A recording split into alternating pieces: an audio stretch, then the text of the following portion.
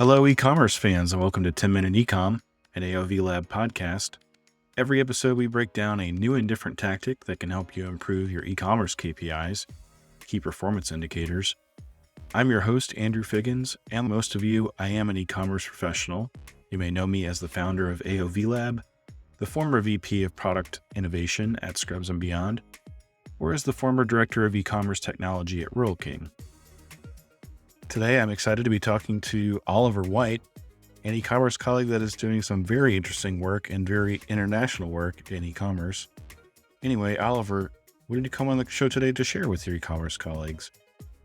Hi, I'm Oliver White. I am the Group Executive Director of Commerce for MCN, which is part of IPG.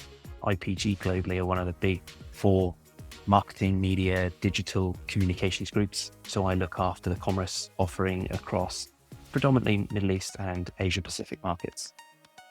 So in terms of today's topic, one thing that I think is increasingly relevant in today's macroeconomic climate is e-commerce profitability. We've seen lots in the news recently about some of the big e-commerce platforms in various different markets shifting focus from top line to bottom line and the impact that's having on businesses, brands, and also consumers. Thank you, Oliver. After the ad, we'll get right into the chat. Today's episode of 10-Minute Ecom is brought to you by shop.aovlab.com. It is a brand new store with fun apparel and gear, specifically for ecom professionals just like you and me.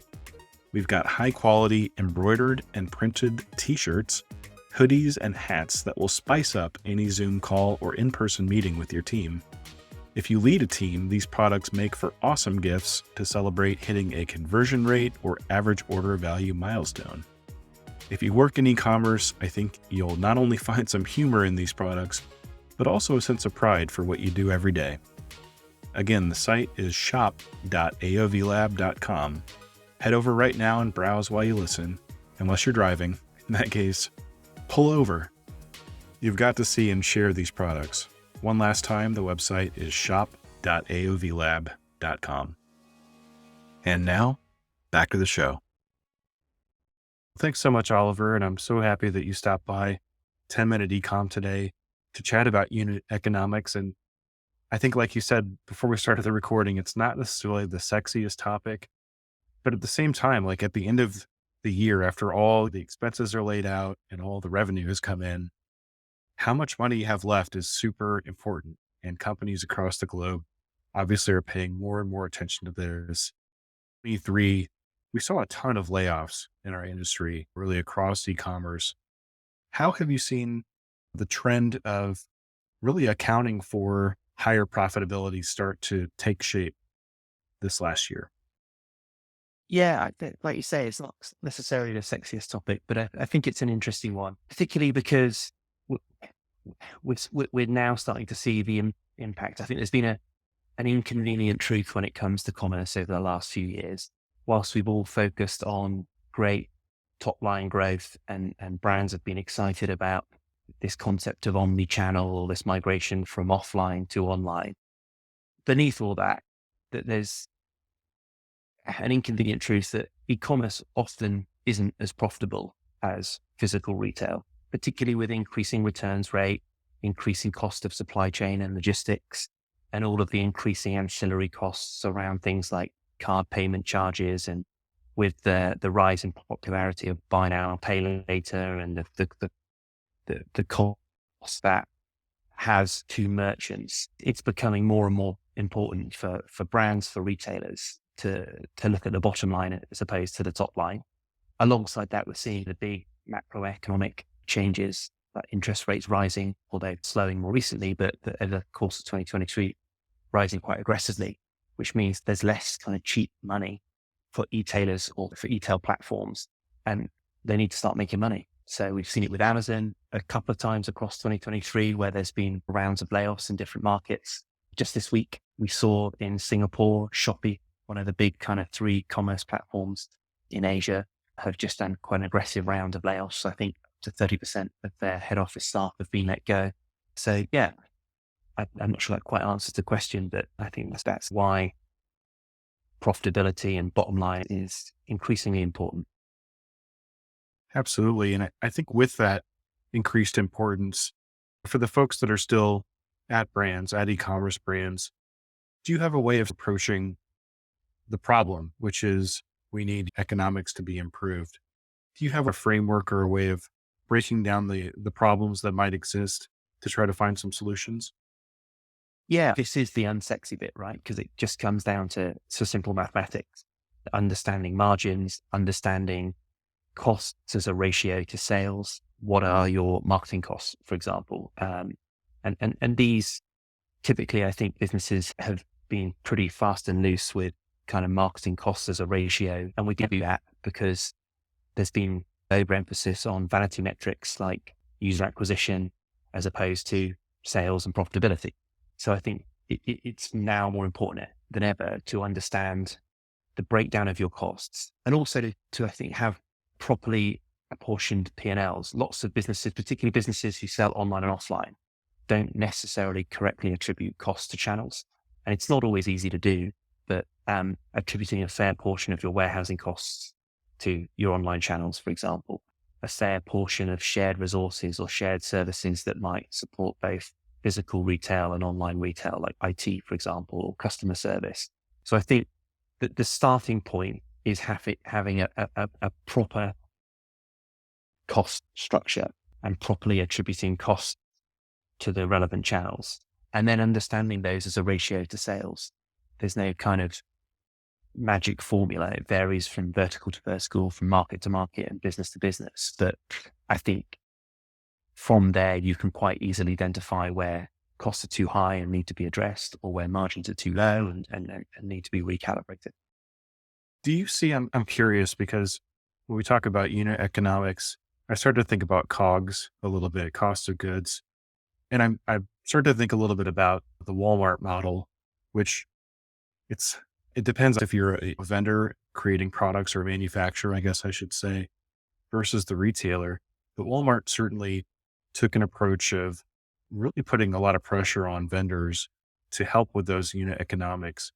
Do you see that continuing to be the case as a way to improve economics across the board? Or do you feel like it's a little Yeah. more collaborative these days? No, I think it's a really good point, and it's probably quite timely. Lots of brands now are just beginning or are partway through the Amazon vendor negotiation process, which kind of typically kicks off towards mid-October. And this year, more than any other year, Amazon are going to be fairly ruthless when it comes to margins. So the pressure will be put on the brands, right? It's very difficult to say no to Amazon. The way that Amazon approached that process is deliberately quite confusing because they have very clear net profitability targets. So I think key for brands it is, again, I see this a lot, is where brands separate kind of the retail or the commercial and marketing. So you've got one team who own the product and the commercial terms with partners, and then you've got another team who own the marketing budget. So avoiding what I would call the Amazon 1P trap. And I'm saying Amazon, but this applies to lots of different retail platforms where you end up wholesaling your product to the retail partner at increasingly smaller margins. And then you end up investing in inverted commas, your media or your marketing budget into either driving consumers to that platform. And then once they're on that platform, you end up spending your media budget on retail media within the platform to elevate or amplify your visibility within the platform. So I think making sure that retail media in itself is a relatively new term that gets bounded around a lot, but there's kind of two words within retail media. There's retail and there's media. You need to look at these kind of intrinsically, symbiotically together. So understanding what you're doing on the retail side with the commercial terms, and then understanding what you're doing on the media or the marketing side of things with your marketing budgets. So you look at the kind of net picture beneath. And I think the point that you made about it being different teams is so relevant. And I've seen that in my e-commerce career as well, that the marketing is separated from the product creation or the product sourcing. And so it's very difficult to get a full picture, I think, of what the unit economics are.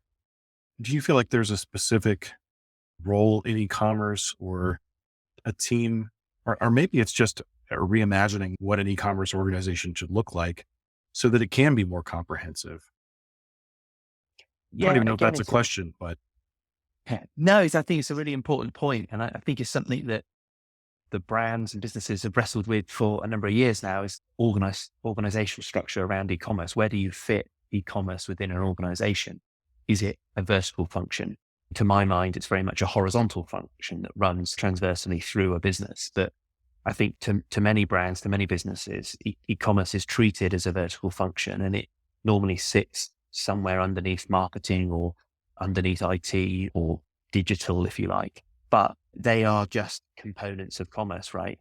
It runs through the entire business, all the way from assortment to merchandising, inventory planning, to supply chain, to fulfillment, logistics, obviously technology, and crucially customer, wherever that sits within an organization. And increasingly, we're seeing the role of chief customer officer or customer experience director or whatever the label may be. So yeah, I don't think you can compartmentalize commerce into kind of a vertical function. I think you've got to look at it, it's an overused word, but holistically.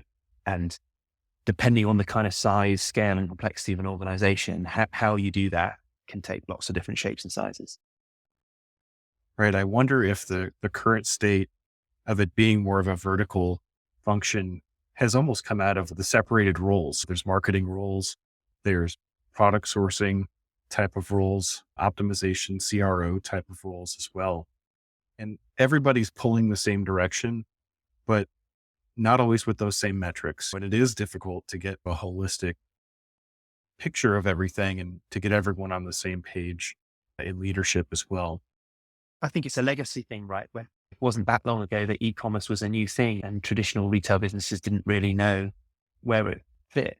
But I think, and quite often I think we as e-commerce people were guilty of exacerbating the problem, because there was this concept of online and offline and multi-channel and omni-channel. And I think finally we're reaching an inflection point where we don't talk about e-commerce. We don't talk about online, offline, omni-channel. We just talk about retail, because that's ultimately what e-commerce is, right? It's just retail where the consumer enters their payment. Doesn't really matter to the consumer and shouldn't really matter to the business. So yeah, properly blending or absorbing e-commerce into the wider organizational structure, I think it's really important. Excellent, Oliver. And it is 10-minute ecom. So the show is brief. We're coming up on time here. But I wanted to ask you before we head off today, is there anything else you'd like to share for your colleagues and peers working out there in ecom? Yeah, this might sound disingenuous or slightly sycophantic, but I think 2024 is shaping up to be quite an exciting year for e-commerce. I think if we look back over the past, let's say 10 years or so, e-commerce the innovation within e-commerce, I think, has slowed a little bit. But I think looking into the next kind of 12, 24 months, we're right on the precipice of seeing some fairly exciting innovations with e-commerce. Not necessarily specifically for e-commerce, but wider innovations that will be empirically applied to e-commerce, whether that's AI or kind of AR or XR, how these kind of developing technologies will integrate themselves into the commerce landscape and really change and evolve how we shop online and how we sell online as merchants. I think for the first time in a few years, I'm super excited to see how that takes shape. I am too. And Oliver, thanks so much again for coming on the show today. Learned a lot in this time. And back to unit economics for a second.